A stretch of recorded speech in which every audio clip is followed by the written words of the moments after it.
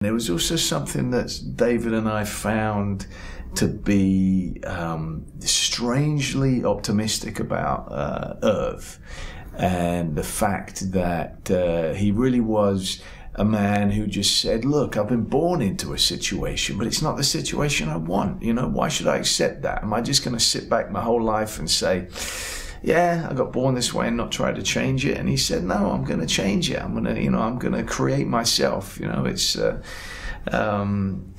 little bit sort of Pygmalion-like. If he says, no, I'm not happy, and why should I be? I'm going to become somebody who has a more exciting life, who has a more romantic life, who has really something to live for and something that exhilarates him each and every day. And, who doesn't want that? Everybody wants that.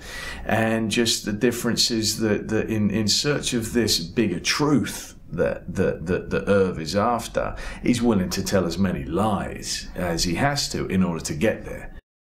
In Amy's character and Sid, he's found a genuine soulmate, because he's someone who has created this front, this false persona, but which he believes is his own real true self.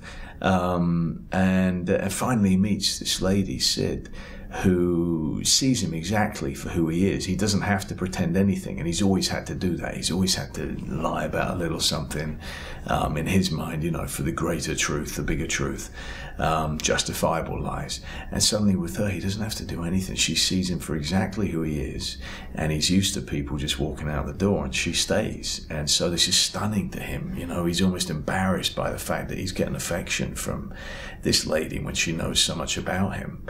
And that's a real nice little sweet love story, between the two of them.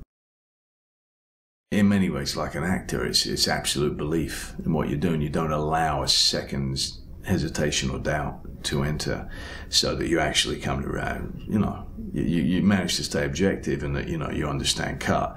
As an actor and as a con man, you do understand there's a purpose to this, but you're starting to get to that point where you're almost kidding yourself. And when you're able to do that, then inevitably you're going to be kidding other people successfully.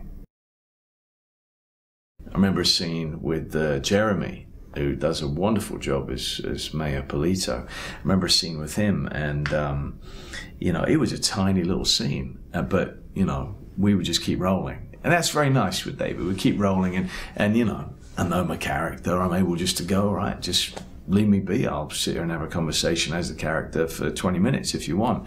And we just keep rolling, and it end up being a 7-minute, long take. And whereas originally it probably would have been, 30 seconds. So we did that a lot, and David really loves that kind of ownership of your characters.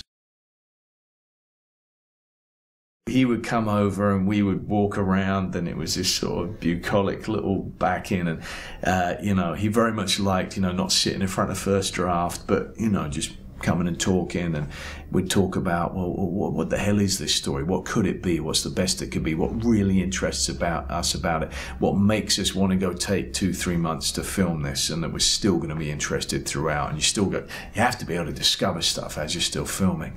And so we'd have these great, sort of cramming sessions, and then we'd be talking on the phone all the time. Just, I had just another idea. Yeah, this is an element, and and essentially the whole reinvention of a con man. Not about being the con, not so much about the skill of the con, but about the motivation and the heart of a con man.